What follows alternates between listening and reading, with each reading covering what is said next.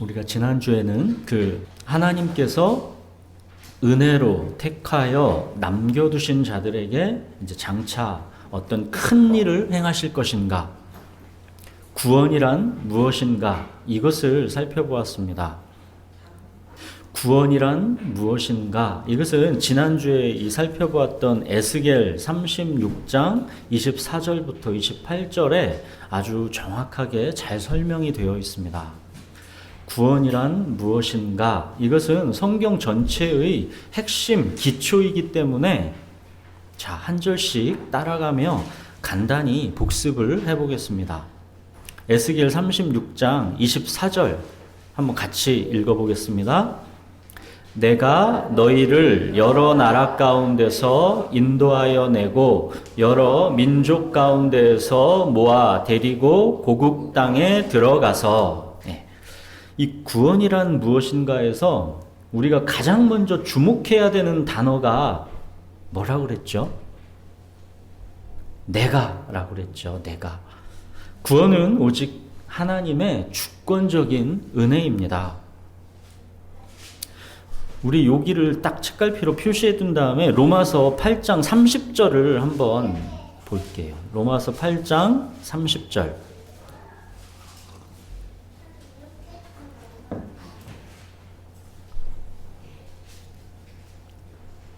우리 로마서 8장 30절을 같이 한번 읽겠습니다. 또 미리 정하신 그들을 또한 부르시고 부르신 그들을 또한 의롭다 하시고 의롭다 하신 그들을 또한 영화롭게 하셨느니라. 여기서 가장 중요한 단어가 뭐겠어요? 미리입니다. 미리. 그 앞절 29절에서 뭐라 합니까? 하나님이 미리 아신 자들을 미리 정하셨다 하지요. 핵심어가 뭐라고요? 미리입니다. 복음의 핵심은 미리입니다.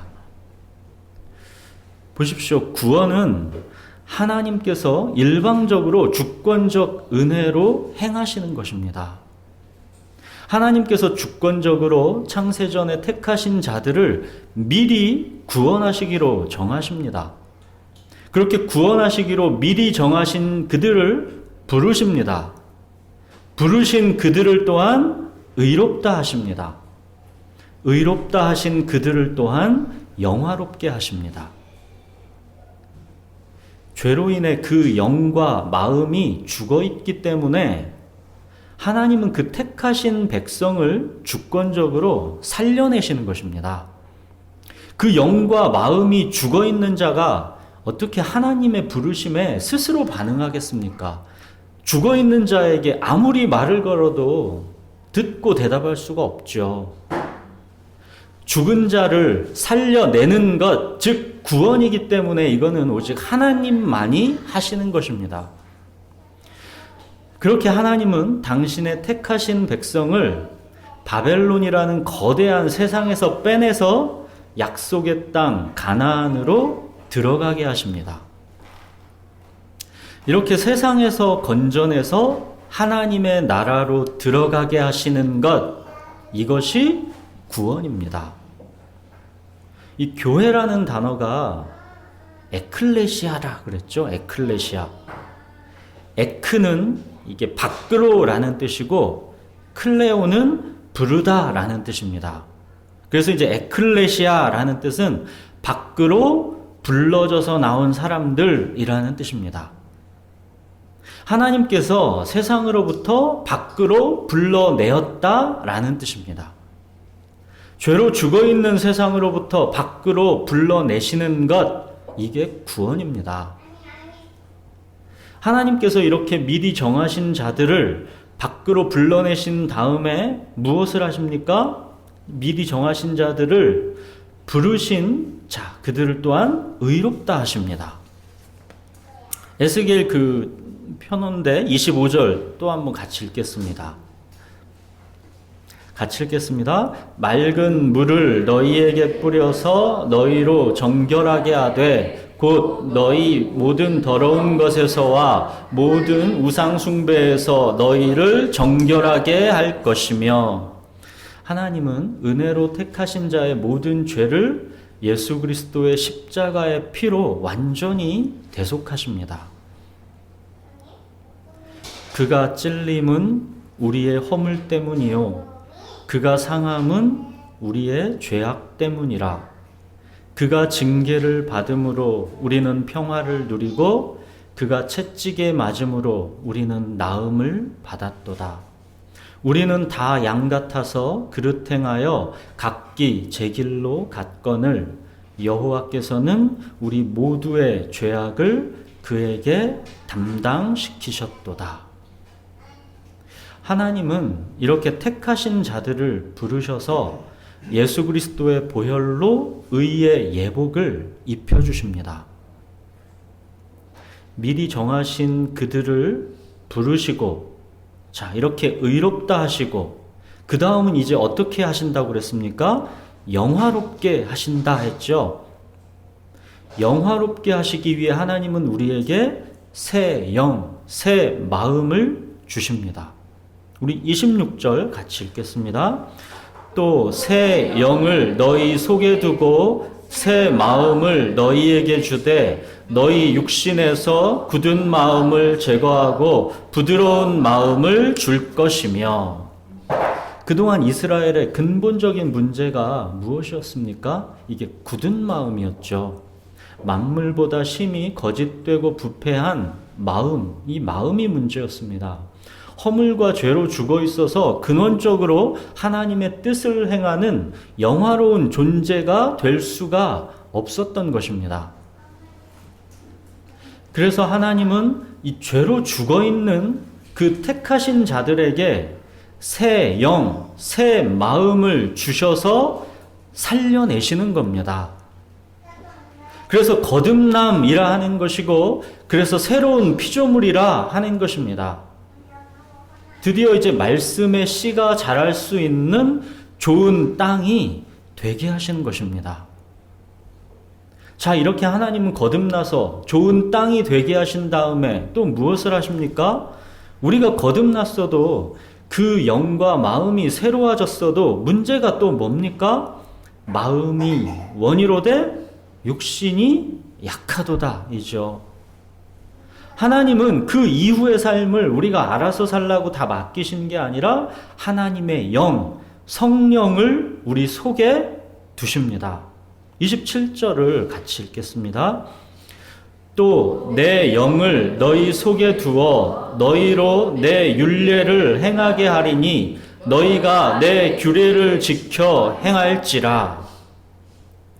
우리 안에 계신 성령께서 우리로 하여금 하나님의 말씀대로 살 수 있는 능력과 그렇게 하고 싶은 갈망을 지속적으로 공급해 주시는 것입니다. 우리 예수님 다시 오시는 날까지 그렇게 영화롭게 하시는 것입니다. 로마서 8장 30절 우리 표시했는데 다시 읽겠습니다. 또 미리 정하신 그들을 또한 부르시고 부르신 그들을 또한 의롭다 하시고 의롭다 하신 그들을 또한 영화롭게 하셨느니라. 이것이 하나님께서 은혜로 택하신 자에게 주시는 구원입니다. 이 구원을 우리에게 주셔서 하나님께서 궁극적으로 소원하시는 뜻이 무엇입니까? 그게 28절이죠. 같이 읽겠습니다. 내가 너희 조상들에게 준 땅에서 너희가 거주하면서 내 백성이 되고 나는 너희 하나님이 되리라. 하나님은 다른 게 아니라 우리와 바로 이 관계를 원하시는 겁니다. 내가 너를 지명하여 불렀나니 너는 내 것이다. 바로 이것입니다. 너희는 내 백성이 되고 나는 너희 하나님이 되리라. 하나님은 이것을 그토록 원하시는 것입니다. 여기까지가 바로 지난주에 살펴보았던 구원이란 무엇인가입니다. 이번 주는 우리가 하나님의 백성이 되고 하나님이 우리 하나님이 되시면 즉 우리가 구원을 받으면 어떤 실제적인 결과가 나타나는지를 같이 살펴보겠습니다. 우리 본문을 같이 읽겠습니다. 이어서 에스겔 36장 29절부터 31절입니다. 같이 읽겠습니다. 내가 너희를 모든 더러운 것에서 구원하고 곡식이 풍성하게 하여 기근이 너희에게 닥치지 아니하게 할 것이며 또 나무의 열매와 밭의 소산을 풍성하게 하여 너희가 다시는 기근의 욕을 여러 나라에게 당하지 아니하게 하리니 그때에 너희가 너희 악한 길과 너희 좋지 못한 행위를 기억하고 너희 모든 죄악과 가증한 일로 말미암아 스스로 밉게 보리라. 29절에서 30절 여기는 길게 설명 안 하고 시편 23편으로 대신하려고 합니다. 우리가 하나님의 백성이 되면, 하나님이 우리의 목자가 되시면 우리에게는 이런 복된 삶이 주어집니다. 그게 시편 23편입니다. 제가 읽겠습니다. 여호와는 나의 목자시니 내게 부족함이 없으리로다. 그가 나를 푸른 풀밭에 누이시며 쉴만한 물가로 인도하시는도다. 내 영혼을 소생시키시고 자기 이름을 위하여 의의 길로 인도하시는도다. 내가 사망의 음침한 골짜기로 다닐지라도 해를 두려워하지 않을 것은 주께서 나와 함께 하심이라. 주의 지팡이와 막대기가 나를 안위하시나이다. 주께서 내 원수의 목전에서 내게 상을 차려주시고 기름을 내 머리에 부으셨으니 내 잔이 넘치나이다. 내 평생의 선하심과 인자하심이 반드시 나를 따르리니 내가 여호와의 집에 영원히 살리로다. 주님이 나의 목자가 되셔서 아무 부족한 것이 없도록 내 평생을 선하심과 인자하심으로 인도해 주시는 것이고 마침내 영원토록 주님의 집에서 사는 것입니다. 이것이 바로 구원받은 하나님의 백성에게 주어지는 축복입니다. 자, 그리고 오늘 진짜 우리가 집중해서 살펴볼 구절은 31절입니다. 31절 다시 한번 읽어볼까요? 그때에 너희가 너희 악한 길과 너희 좋지 못한 행위를 기억하고 너희 모든 죄악과 가증한 일로 말미암아 스스로 밉게 보리라. 이 구원의 아름답고 풍성한 축복을 말씀해 주신 다음에 이렇게 31절이 툭 튀어나옵니다. 그때에, 그러죠? 그때에 어떤 때입니까? 세상으로부터 불러내시고 예수님의 보혈로 정결케 하시고 새 영, 새 마음을 주셔서 거듭나게 하시고 성령을 우리 안에 두시고 그렇게 이제 하나님의 백성이 된 그때에 이런 일이 나타난다는 것입니다. 그때에 너희는 너희 악한 길과 너희 좋지 못한 행위를 기억하게 될 것이다. 너희 모든 죄악과 가증한 일로 말미암아 스스로를 밉게 볼 것이다. 사랑하는 여러분, 스스로 밉게 보리라. 이것이 바로 구원받은 자에게 나타나는 뚜렷한 표징입니다. 굳은 마음을 제하시고 부드러운 마음을 주셨지요. 새 영, 새 마음을 주셔서 거듭나게 하셨습니다. 좋은 땅이 되게 하셨습니다. 그리고 이제는 그 마음에 하나님의 영, 성령이 거하십니다. 그래서 이제 내 마음에 빛이 들어오니까 어둠이 보이기 시작하는 것입니다. 전에 굳은 마음이었을 때는, 전에 어둠이었을 때는 죄가 안 보였지요. 사람들 다 그렇지 뭐, 그랬지요. 내 마음이 어둠 속에 있을 때는 하나님의 거룩하심도 하나님의 진노도 안 보이고 나의 죄의 근원적인 실체가 안 보이는 겁니다. 죽어있는 자는 하나님을 볼 수도 없는 것이고 죄를 자각할 수도 없는 것입니다. 예수님이 십자가에서 그렇게 죽으셔야 했던 이유가 깨달아질 수가 없는 겁니다. 장대에 높이 그렇게 달리신 놋뱀이신 예수님을 가난하고 절박하게 쳐다볼 이유가 없는 겁니다.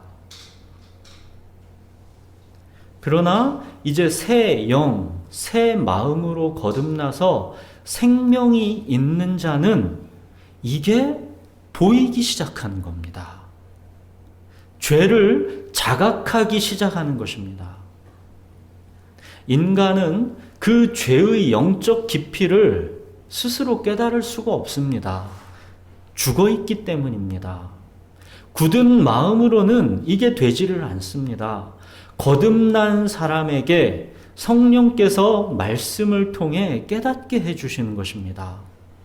새 영, 새 마음을 이식받았기 때문에 새 생명이 되었기 때문에 비로소 죄가 보이는 겁니다. 그 전에는 죄가 안 보입니다. 사랑하는 여러분, 죄가 무엇입니까? 내 육체와 마음이 원하는 대로 해버리는 것, 이게 죄입니다. 내 육체와 마음이 배가 고파서 밥을 먹고 싶고 몸이 지쳐서 잠을 자고 싶고 이런 거 말하는 게 아닙니다. 원하는 대로 해버리는 거를 말하는 겁니다. 선악과를 먹으면 정령 죽으리라 하셨는데도 그냥 내 육체와 마음이 원하니까 해버리는 겁니다. 이거는 지배당하는 것을 말하는 겁니다. 내 육체와 마음의 욕망에 지배당하는 것을 말하는 겁니다. 무엇이 하나님을 대적하여 내 육체와 마음이 원하는 것을 해버리도록 지배하겠습니까? 그 죄의 실체가 무엇이겠습니까? 자기 사랑입니다. 자기 주장, 자기 정당성, 자기 연민, 자존심, 이런 자기 사랑이 바로 죄의 핵심 실체입니다. 내가 죽어 있을 때는 이 자기 사랑이 하나님을 대적하는 죄라는 게 안 보입니다.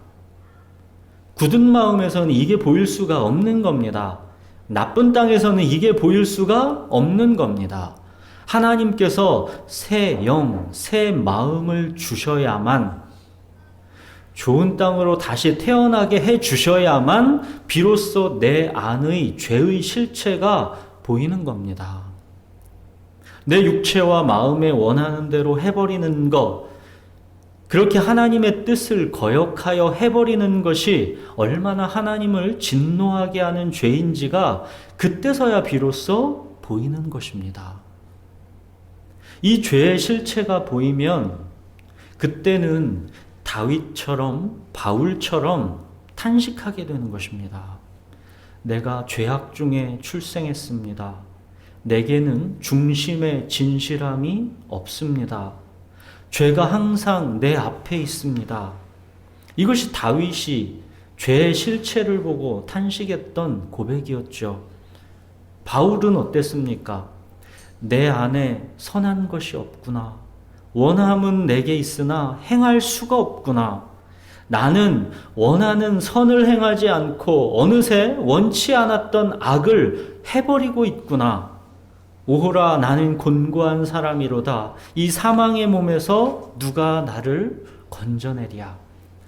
다윗과 바울의 이 탄식, 이것이 바로 오늘 본문 말씀에서 보는 스스로 밉게 보리라입니다. 다윗도 바울도 바로 이 죄의 실체를 본 것입니다. 이 죄의 실체를 보게 되면, 스스로를 밉게 보게 되면, 그때서야 내 죄 때문에 장대 위에 달리신 놋뱀 예수 그리스도에게 내 시선이 향하게 되는 것입니다. 그가 찔림은 우리의 허물 때문이요, 그가 상함은 우리의 죄악 때문이라. 그가 징계를 받음으로 우리는 평화를 누리고 그가 채찍에 맞음으로 우리는 나음을 받았도다. 우리는 다 양 같아서 그릇 행하여 각기 제 길로 갔거늘 여호와께서는 우리 모두의 죄악을 그에게 담당시키셨도다. 그가 곤욕을 당하여 괴로울 때에도 그의 입을 열지 아니하였으며 마치 도수장으로 끌려가는 어린 양과 털 깎는 자 앞에서 잠잠한 양같이 그의 입을 열지 아니하였도다. 이것이 거듭난 생명이 아니면 안 보입니다. 그가 왜 멸시를 받아 사람들에게 버림을 받았고 왜 간고를 많이 겪어야 했는지, 이것이 바로 내 죄 때문이라는 것이 거듭나지 않으면 안 보입니다. 굳은 마음으로는 나쁜 땅에서는 이 죄의 실체가 보일 수가 없기 때문에 예수님은 그래서 곤욕을 당하여 괴로울 때에도 그의 입을 열지 아니하신 것이고, 마치 도수장으로 끌려가는 어린 양처럼, 마치 털 깎는 자 앞에서 잠잠한 양처럼 그렇게 그의 입을 열지 않으신 것입니다. 죄로 죽어있는 나의 그 죄의 값을 다 갚으시고 다시 살려내야만, 그렇게 다시 새 영, 새 마음을 이식받아 새 생명이 되어야지만 비로소 죄의 실체를 볼 수 있기 때문입니다. 그렇게 거듭난 좋은 땅이 되어야만 비로소 나의 죄가 보여서 스스로 밉게 보게 되는 것입니다. 오호라, 나는 곤고한 사람이로다. 이 사망의 몸에서 누가 나를 건져내랴. 이 탄식이 나오기 때문에 이제 나의 시선이 십자가에 달리신 예수 그리스도를 바라보게 되는 것입니다. 예수님이 나의 구원자라는 것이 무엇인지를 정확하게 알게 되는 것입니다. 스스로 밉게 보게 되어야 나의 시선이 십자가에 달리신 나의 구주 예수 그리스도께로 가게 되는 것입니다. 스스로 밉게 보게 되었기 때문에 이제 내가 주인 되었던 그 삶을 고치고 가난하고 절박하게 나의 구원자요 주님이신 예수 그리스도를 믿게 되는 것입니다. 이거를 회개라고 하는 것입니다. 회개. 여기서 보십시오. 회개는 나의 믿음으로 결단해서 하는 게 분명하지만 그 명확한 순서를 놓치시면 안 됩니다. 생명 없는 자는 회개할 수 없습니다. 굳은 마음, 나쁜 땅에서는 생명이 자랄 수가 없는 겁니다. 생명 자체가 태어나지를 않았기 때문에 자랄 수가 없는 겁니다. 오늘 본문 32절에 이어서 보시면 이스라엘 족속아 너희 행위로 말미암아 부끄러워하고 한탄할지어다. 하나님이 이 말씀을 처음 하시는 겁니까? 계속 끊임없이 하나님은 말씀하셨죠. 그런데 굳은 마음에서는 이 말씀이 안 들리는 겁니다. 이제 비로소 새 영, 새 마음을 갖게 되니까 말씀이 들려서 나의 행위로 말미암아 부끄러워하고 한탄하게 되는 것입니다. 스스로 밉게 보게 되는 것입니다. 여러분, 스스로 밉게 보아야 회개하게 되고 그 결과 예수 그리스도만을 믿고 의지하여 하나님께 나아가게 되는 것입니다. 여러분은 스스로 밉게 보게 되었습니까? 그동안 안 보였던 죄가 보이게 되면 숨쉬기가 힘든 겁니다. 먼지 구덩이 속에서도 아무렇지도 않게 잘 살다가 어느 순간 햇빛이 비춰보십시오. 그 먼지들이 선명하게 보이죠. 그동안 아무렇지도 않던 게 갑자기 숨이 막히는 겁니다. 그 먼지들이 보이니까 그전에는 숨 쉬는 게 아무렇지도 않았는데 이제 숨이 막히는 겁니다. 내가 하나님의 영광, 하나님의 거룩을 얼마나 멸시했는지, 그걸 예전엔 전혀 몰랐었는데 이게 보이는 겁니다. 애굽으로 내려갔던 유다 백성들도 보십시오. 하나님 당신이 우리에게 해준 것이 무엇이냐며 우리는 당당하게 애굽의 우상을 섬기겠노라고 하지 않습니까? 안 보이는 겁니다. 온 땅의 주인이신 하나님께 경외는커녕 멸시와 천대로 대하고 있다라는 게 안 보이는 겁니다.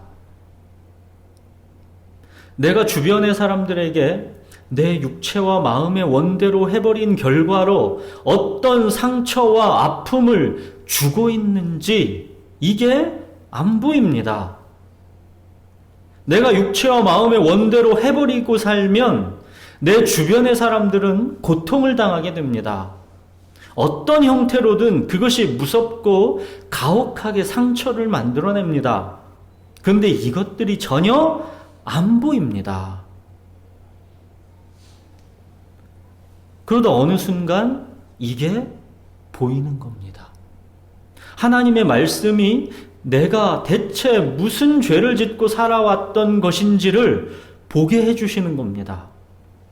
내 육체와 마음에 원하는 대로 해버린 결과 내가 하나님을 사랑하지 않고 내 형제를 사랑하지 않고 나의 자기만을 집착적으로 사랑한 결과 내 주변이 지금 어떤 상처와 아픔을 겪고 있는지가 어느 순간 보이게 된 것입니다.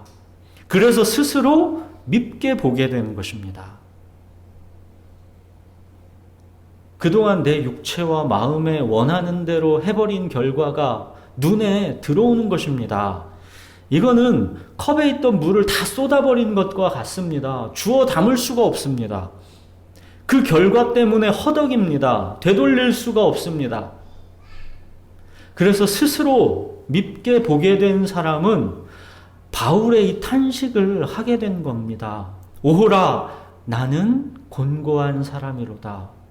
이 사망의 몸에서 누가 나를 건져내랴.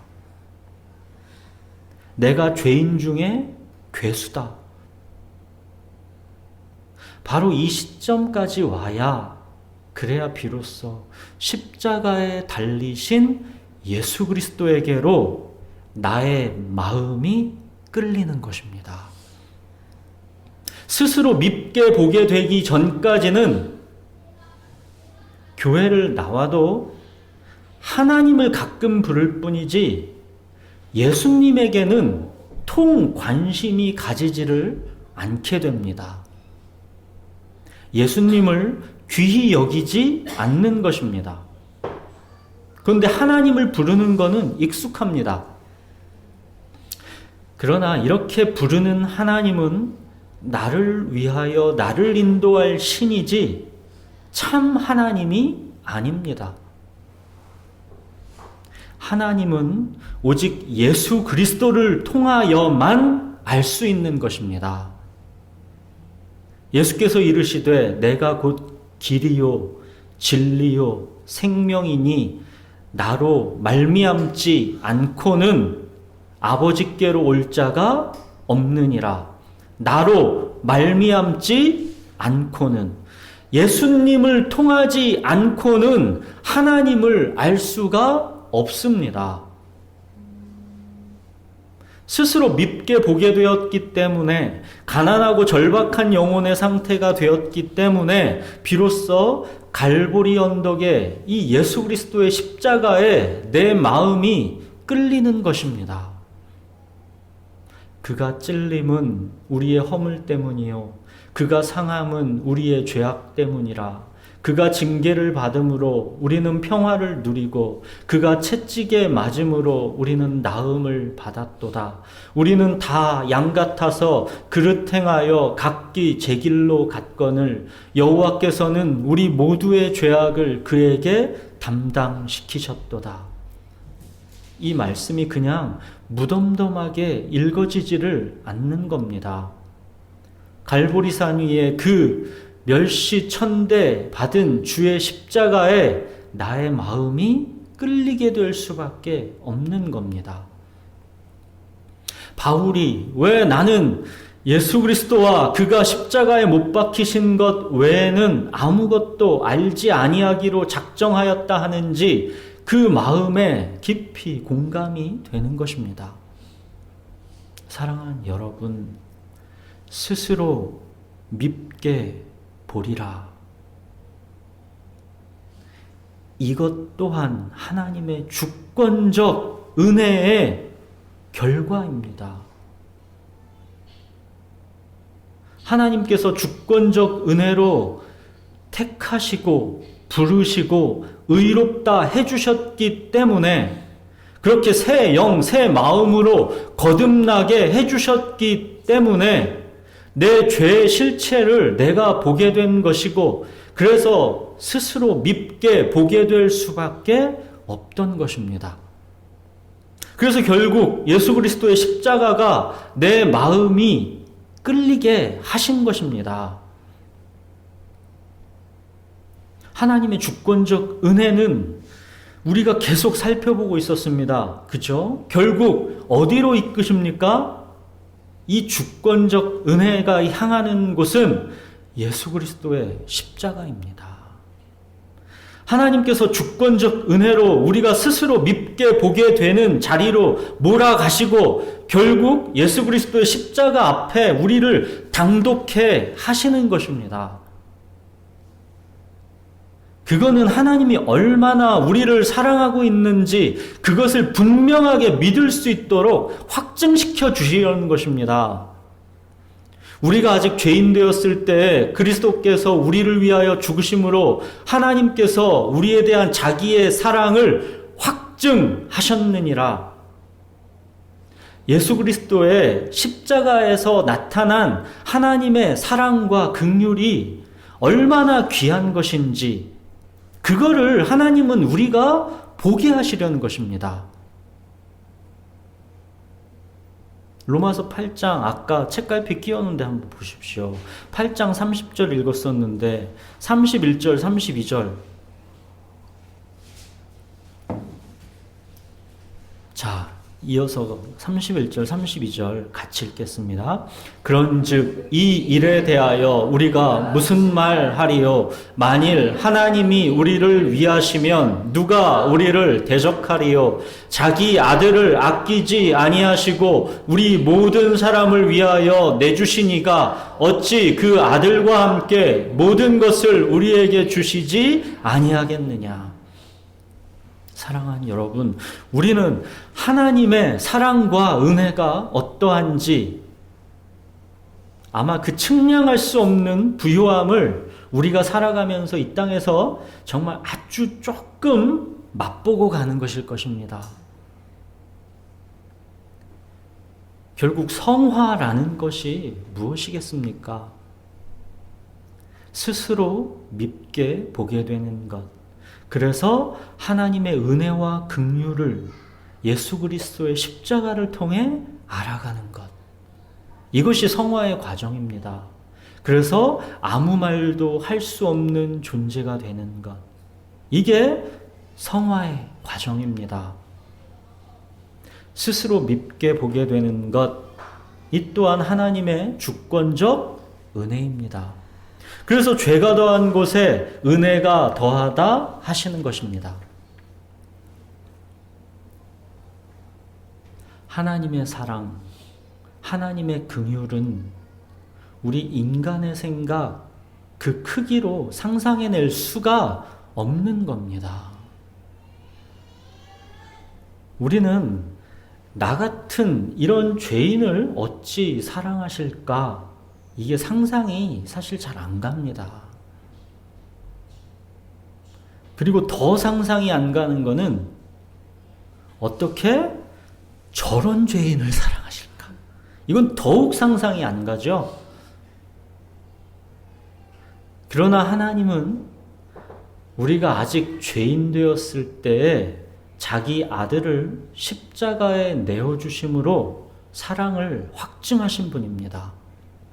하나님의 사랑과 긍휼, 이것이 끝이 없다라는 것을 믿으라 하시는 것입니다. 끝이 없다, 믿어라. 때론 우리는 너무 조급합니다. 더디 변하는 자기 스스로를 보면서도 답답하고, 또 변하지 않고 변하지도 않을 것 같은 저 사람을 보면 더 조급하고 더 답답해지게 됩니다. 그래서 우리가 하는 많은 오류가 뭡니까?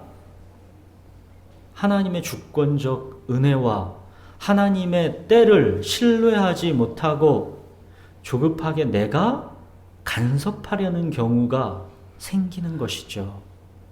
하나님의 주권적 은혜로 성령님께서 하나님의 때에 우리를 스스로 밉게 보게 되는 자리로 이끌어 주시는 것인데, 내가 그 사람을 지적하고 정죄하는 그런 때가 있는 거죠.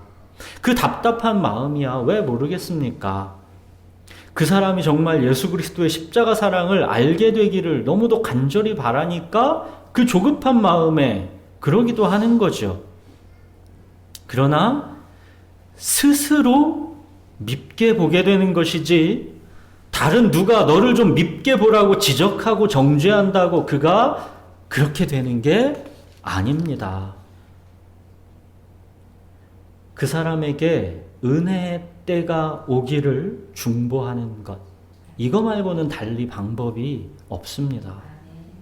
하나님은 미리 정하신 그들을 또한 부르시고, 부르신 그들을 또한 의롭다 하시고, 의롭다 하신 그들을 또한 영화롭게 하십니다.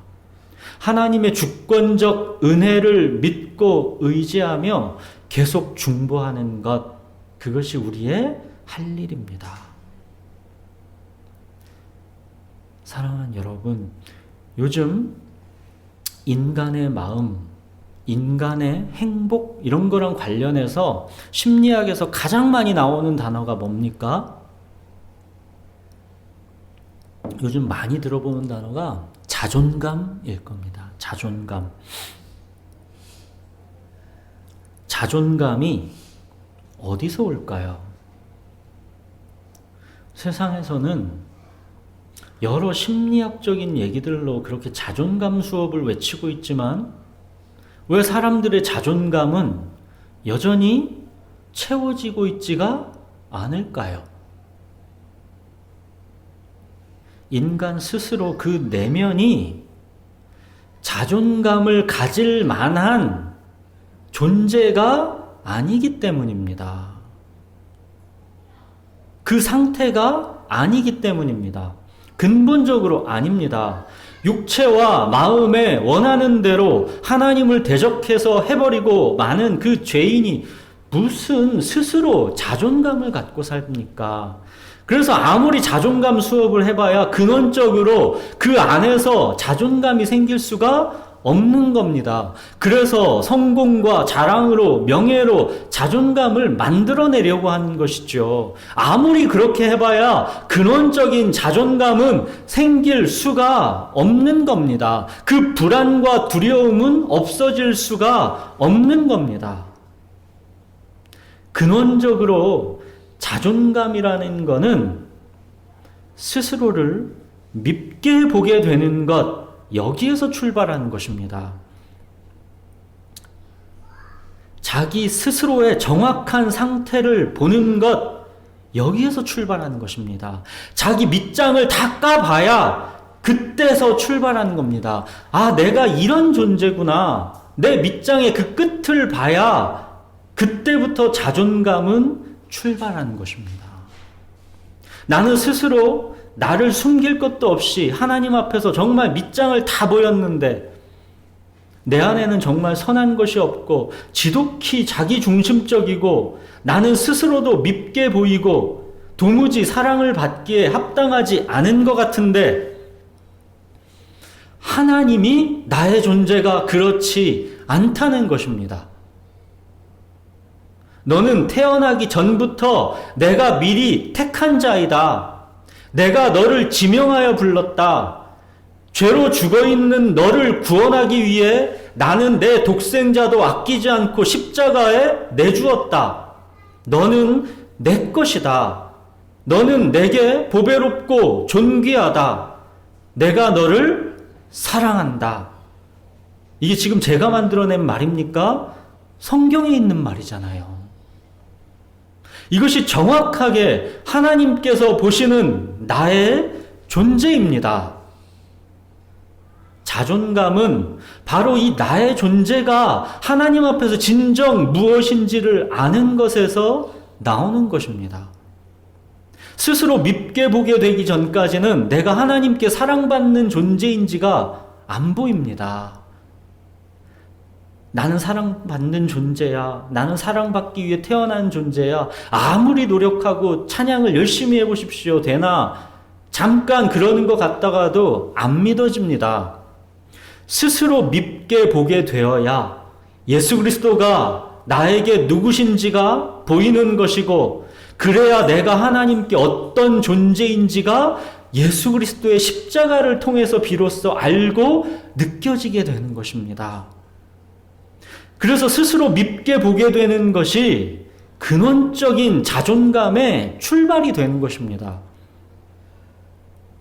스스로를 자랑하고 과장하고 자기에게 과도하게 집착하는 자기 사랑에서는 근원적인 자존감이 생길 수가 없는 것입니다. 이것은 인간이 만물보다 심히 거짓되고 부패한 마음을 가진 죄인이다라는 것을 전혀 모르기 때문에 헛된 꿈을 꾸는 것입니다. 자존감의 근원을 자기 자신의 마인드 컨트롤에 두면 계속 불안할 수밖에 없는 것입니다.